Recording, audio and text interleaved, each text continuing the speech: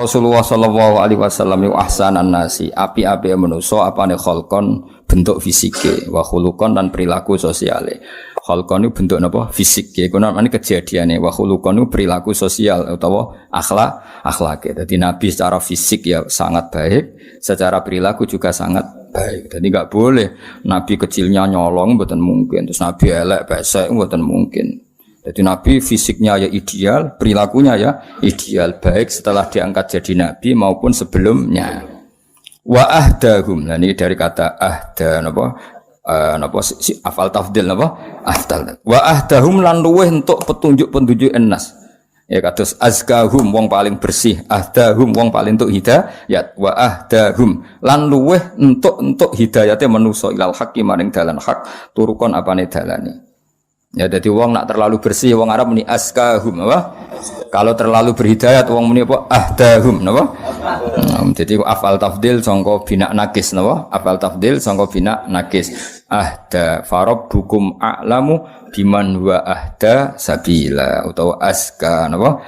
Aska dan seterusnya. Karena ono apa khuluquhu tindak lampai Nabi. Akhlak maknane perilaku maknawi itu, perilaku sosial wong darani akhlak, nak bentuk fisik wong darani kholqon apa? Kholqon. Dadi koyo raimu ngene iki jenenge kholqon. Nak kelakuanem jenenge khuluq. Paham ya? Ono ora paham-paham. Budi pekerti, bingung budi pekerti opo. Karena ono apa khuluquhu apa akhlake Nabi Al-Qur'an. Kena kepen ro akhlake Nabi piye semua ajarannya Quran yaitu perilakunya Rasulullah sallallahu alaihi wasallam. Wasimatuhu tawi watak dasare Nabi al-hufrona gampang nyepuro. Jadi al-hufrona itu tetap nasab nggih karena hakikate khobar saking kana napa khobar. Berarti ngene kana khuluquhul Qur'ana wa kana simatuhu al-ghufrana. Dadi al-ghufrana tetap khobar saking kana apa? Kana ana apa khuluquhu al-Qur'ana wa simatuhu kana simatuhu al-ghufrana. Ya paham ya? Tapi misalnya ana sing maca al-ghufranu ya berarti wasimatu langsung mubtada mandiri napa? Mubtada mandiri, al-ghufranu langsung jadi khobar sendiri. Ya itu pilihan. Kayak gini loh ya, di hadis itu semua harokat beda. Di hadis mestine kaya ora krasa ora tau mikir. Iyyakum wa muhdatsatil umur fa inna kulla muhdatsatin bid'ah.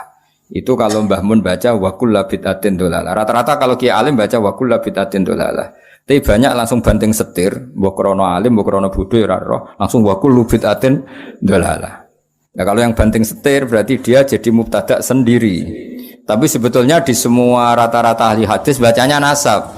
Mergo iyyakum wa muhdatsatil umur fa inna kulla bid'atin dolalah wa kullu dolalatin finnar karena diatafkan ke mansubnya inna terus mansubnya inna dibuang artinya cukup dengan ataf innanya dibuang makanya wa kullu bid'atin dolalah wa inna kullu bid'atin dolalah tapi ya boleh saja langsung mbok waca wa kullu bid'atin tapi ora usah debat kiai ono sing maca nasab ono sing maca rafa malah takok. Oh malah apa? Kiai kok takok apa? Kiai kok takok. Mestine ro nak rofa iku berarti mustaqil apa? Mustaqil kalau nasab berarti masih fa inna kulla bid'atin dolalah wa kulla dolalatin wa inna kulla dolalatin finnar. Jadi memang ya seperti itu biasanya di kayak ini yang baca wasimatuhu hufranu ya boleh apa? Wasimatuhu utawi langsung iku al-hufranu. Nak baca wasimatu al-hufrana wasimatu wa kana simatuhu al-hufrana. Paham ya? Tetap mengulang kana napa? Yan sahu nasihati sapa nabi lil insani maring manusa wa yafsahu lan ngekeki kelonggaran sapa nabi fil ihsani ing dalam perilaku apik. Perilaku apik itu ndak ada batasnya. Longgar selonggar-longgarnya. Masyhur Nabi nate ngaji ngeten iki kados kula panjenengan ngaji terus ada pemuda lewat meninggalkan majelis ngaji. Banyak sahabat yang mengatakan, "Wah, celaka betul pemuda itu ada Rasulullah ngaji kok ndak ikut ngaji." Tapi Nabi dengan enteng ngendikan, pemuda itu ngerawat ibunya, ngerawat keluarganya. Jadi enggak ngaji ya bagus. Karena ngerawat keluarga itu bagian dari ajaranku. Itu namanya yafsah longgar. Mane kula nggih niru ngoten. Kula mboten nate mbayangno khole bapak alumni kudu teko ndak harus seperti itu. Misal yang di rumah ibu ya nggak perlu datang di hallnya bapak atau lagi golek pekerjaan ya apa nggak perlu datang atau senjata ambil istri ya nggak perlu datang. Pokoknya khusnudon urip itu kudu yafsah fil ihsan longgar karena kebaikan itu tidak terbatas. Mungkin yang tidak datang di hall orang yang punya kewajiban yang lebih penting. Atau ekonomi, itu sing sering ya iku lah sing jelas daripada utang-utang ora usah teko. Ya sudah kita yafsah fil ihsan apa? Yafsah, longgar selonggar-longgarnya dalam melakukan bentuk kebaikan karena kebaikan tidak terbatas. Ya kan tadi yang ngaji ge sae, yang enggak ngaji karena ngurusi keluarga ge sae. Ya sudah. Yang enggak ngaji karena tidur melupakan suka hidup ya sae daripada melek rawani mergo ora duwe aktivitas napa turu. Kayak kancaku ning pondok turu. Kenapa turu? Melek pe wopo le Gus gak dipopo. Nah itu trik-trik melawan apa? Kemiskinan apa? Ya sudah itu ya baik. Pokoknya semua kebaikan tentu baik. Zaman Nabi Sugeng wa yafsahu fil ihsan. Beliau longgar sekali dalam menentukan kebaikan. Ya selonggar-longgarnya. Jadi enggak boleh orang mendiktekan kebaikan pada orang lain. Santri khole kiai ini kok ora teko berarti santri opo? Enggak perlu seperti itu. Mungkin dia tidak datang karena masyarakatnya baru bikin masjid, dia ketua panitia atau ibunya sakit atau istrinya sakit. Kita tidak pernah tahu kemaslahatan apa bagi dia. Ya sudah karena kebaikan longgar ya kita ikut longgar. Ojo asobiah kampungan. Mau sing kiai biasa kok sira kiai kok. Sing jembar napa? Jembar. Untuk santri alim ya barokah, bodoh ya barokah, setengah alim setengah bodoh ya barokah. Pira-pira zaman akhir gelem ngaji. Gak penting paham, gak penting. Butuh bakat, paham ya butuh napa? Butuh bakat. Ya sudah biasa aja. Wayak fulan gampang nyepura sapa nabi ani dzambi saking dosa ida kana nalikane ana apa dzambun fi haqqi lam haqqi nabi wa sababilan sebab nabi. Nabi itu kalau dihujat orang atas nama pribadi beliau mudah memaafkan. Tapi kalau orang menghujat sholat, menghujat Quran, wah itu marah besar beliau karena itu tidak hadzun nafsi. Jadi kamane cara bahasa Indonesia ya, jika urusan pribadi Nabi gampang memaafkan, tapi kalau urusan kehormatannya Allah, Nabi enggak bisa memaafkan. Wa idza du'a nalikane den sia-sia apa hak wa hak wa ta'ala lam yakum. Mongko ora bakal jumeneng sapa ahadun niku debi qiyamihi sallallahu alaihi wasallam. Niki ada tasbih yang dibuang. Semua syarah mengatakan ada tasbih yang dibuang. Maksudnya gini, jika kehormatan Allah ditindas, jika kehormatan Allah dilukai, maka tidak ada orang segarang seperti garangnya Kanjeng Nabi. Jadi mereka sebenarnya lam yakum ahadun dihudubi hudubihi sallallahu alaihi wasallam. Paham ya? Nabi itu kalau untuk pribadi dihujat gak apa-apa. Tapi kalau yang dihujat Quran, itu Nabi akan marah besar. Dan tidak ada seorang yang bisa marah semarah Kanjeng Nabi. Paham ya? Jadi mereka begini, lam yakum ahadun di ghadabi ka ghadabin Nabi sallallahu alaihi wasallam idza du'a haqqullah. Paham ya?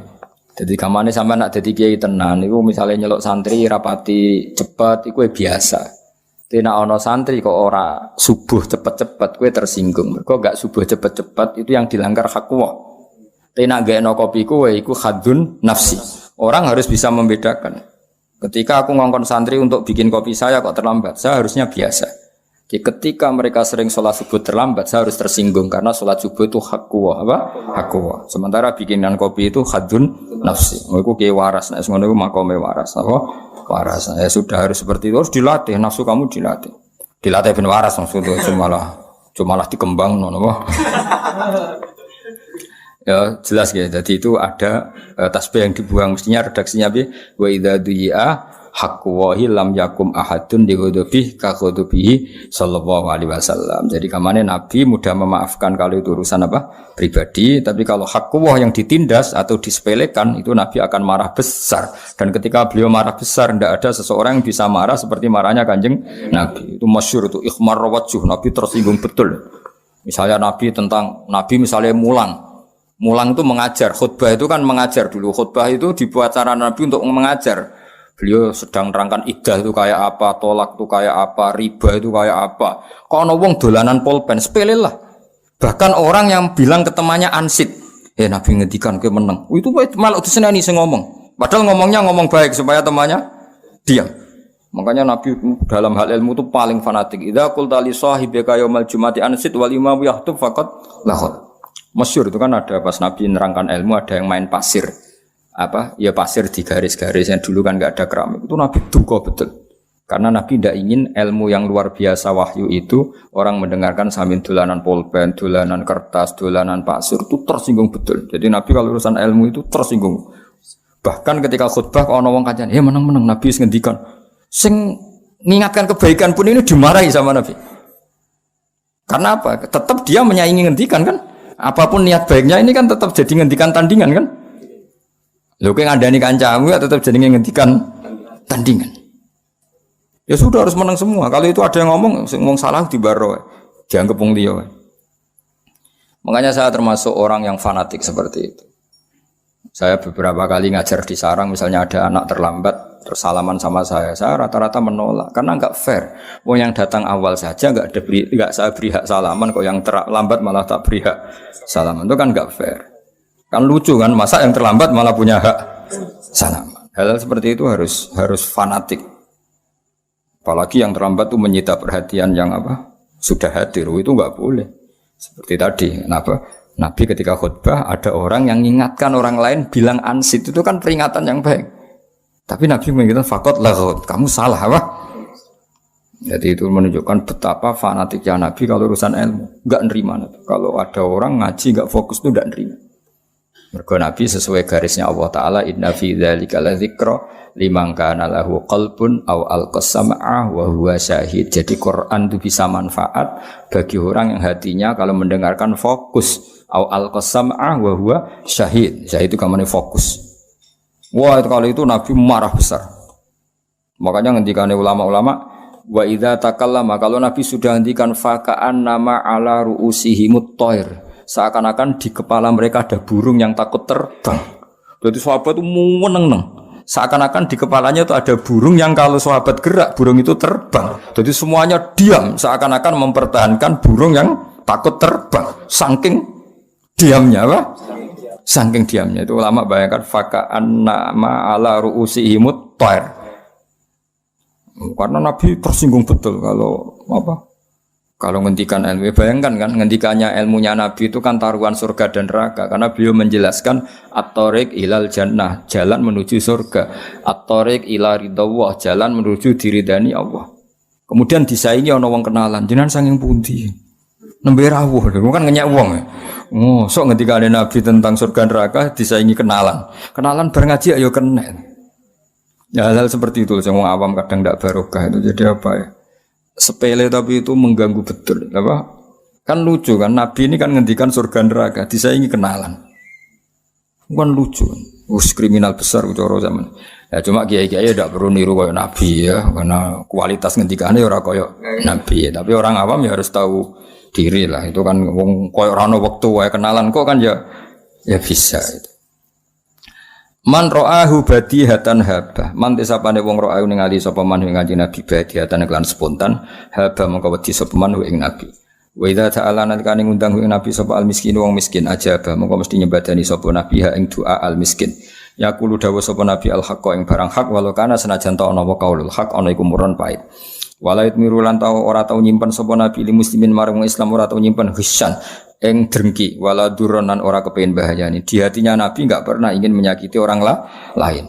Man te sapane wong nadzara ningali sapa man fi wajhi ing dalam wajah Nabi alima mongko mesti ngerti sapa man ana usapne wajah Nabi oleh ora ana sapa Nabi biwajhin kelawan wajah kadzabin kang tukang goroh. Orang yang melihat Nabi pasti tahu kalau beliau ndak wajah pembohong. Wa kana lan ana sapa Kanjeng Nabi sallallahu alaihi wasallam lesa ora ana sapa Nabi bi ghammazin kelan wong sing tukang ngritik. Nabi itu gak suka mencela orang lain. Wala ayabin lan ora wong sing tukang ngelek-ngelek.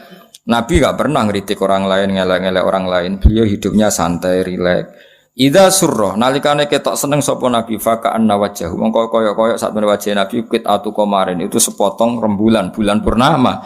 Wa idza kallama nalikane ngendikane sapa Nabi annasa ing manusa faka anna yajnuna mongko kaya-kaya manen sapa manusa. Manen itu mendapat ya wajanal jannata ini apa dan mingkalami sanging dawuh Nabi manen ahla samarin ing manis-manise buah.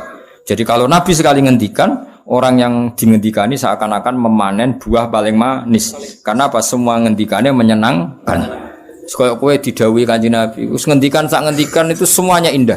Sehingga ketika kita mendengar dawuh Nabi seakan-akan kita makan buah-buahan paling manis saking. Nek wong mbok omongi kowe kan tambah pedes, tambah suwe tambah pedes. Ngomongnya nyolu, nyindir, ruwet, napa? Ruwet. Oh, sok ketemu dulur pertama. Lho cek eling aku to kowe. Waduh, ribet. Ketemu kanca pertama, cek urip to. Aduh ribet. Nabi enggak seperti itu. Wa idza tabassama nalikane mengsem sapa nabi tabassama moko mengsem sapa nabi an mithli habbil ghamam kaya sepadane biji-biji sing indah sing wis pokoke ngoten niku makna murad mawon. Wa idza takallama nalikane dawuh sapa nabi faka annama durru kaya sak temene mutiara iku yaskutu ceblok apa dur min dalikal kalam sing mongkon-mongkon dawuh nabi. Karena giginya nabi itu putih sekali, itu kalau ngendikan tuh gemerlapan putih seakan-akan ada mutiara yang jatuh. Paham? Aku kan ababmu sing jatuh. Wis ribet-ribet. Wis ora kena dikiasno, nek wis ora kena dikiasno. Sampai kudu mulane bener ono sosial apa? Distancing. Iku jan wajib nak. Iku ora usah dianjurno negara wis wajib lah iku. Tangi turu rokokan terus ngomong. Waduh iku wis wajib jaga apa? Iya, wajib jaga jarak nah iku. Wa idza tahaddasa lan nalikane ngendikan sapa nabi fakanal miska mengko kaya sak temene misik ya khruju miyas apa misik min fihi saking lesane nabi santai iku lho ja'afu karo aitu fa kamartu bifika ini fika fen mari maknane ngendik apa tutut mulut itu min fihi saking mulute Kanjeng Nabi ya kan misalnya ja'afu zaidin ra'aitu fa zaidin marartu bi fi zaidin berarti min fihi saking ngono maca fi huruf jar piye min fihi min saking fihi ing dalem bocah ora tau ngaji fi ning kene sangka kata famun sing mime ilang oh bocah ora paham malah min huruf jar fi huruf jar iki piye karepe musannaf ya karepmu dhewe piye malah takok musannaf. Wis goblok kowe kok musannaf elok-elokno. Ya ana sing takok ngono piye lho Gus min huruf jar fi huruf jar maksude piye? Lah maksud tem takok iku ya piye ku. Ya eling-eling ya dadi fi ning kene iku famun iku asma khamsa nak mime dibuang. Dadi karek ja'afuka ra'aitu faka marartu bi fika berarti ra'aitu fan nabi min fin nabi. Berarti min fi Muhammadin terus diganti domir min fihi sangka mulute Kanjeng dong. Ah, was kan omni fi huruf jar.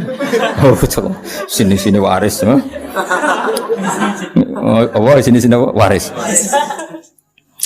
Wa idza marra lan kali liwatan sapa nabi bitoriken ing dalam siji dalan urifa mongko den kinawuri minti bisa ngene nabi apa ana sak temene Kanjeng Nabi kot marra teman-teman liwat sapa nabi fi ing dalam torik. Jadi misalnya nabi kok bar liwat musala iki ya liwat musala iki masih nabi serono wong ngerti wah iki nabi bar liwat kene buktine wangi ya koyo kowe tapi wali aneh paham sekali kowe ngono bantal iki bar digoni sapa wong kan ngerti wah kan koyo ngono jadi wali aneh cuma apa wali aneh wa idza jalasa lan alkane pinarak sapa nabi fi majlis ing dalam siji tempat baqiya mongko ijak potibu wangine nabi fi ing dalam majlis ayaman gambira-pira dina wa intahoya pasanan contoh saiki nabi wis ora ana. Jadi nabi kok pernah pinarak di sini itu di sini wangi beberapa hari meskipun majlis itu sudah ditinggalkan Kanjeng Nabi. Wis kok kowe cuma walian ya Pak koyo kayak bar turu ning bantal wah orang berikutnya pasti ampun wah. Karena itu masih baunya itu masih pulaunya juga masih. Cuma iki wali aneh, paham? Nak kowe apa? Wali aneh. Nabi ku wa idza jalasa fi majlisin baqiyati buhu fihi ayaman wa in taghayyab. Nabi sekali duduk di satu tempat maka wanginya di situ masih beberapa hari. Meskipun sekarang Nabi sedang tidak di situ. Soal bariki maca tiba gak nangis kebangetan. Saya kan wis paham tuh. Paling enggak saat ini paham, besok lali utusan liya pokoke pas iki paham. Wa yajadulan den pedhuki menusange nabi apa ahsanu tibin api-api wangian wa ilam yakun senajan ora ana sapa nabi kok tatoya bae teman-teman nganggo wangian sapa nabi. Nabi itu selalu wangi meskipun enggak pakai pewangi.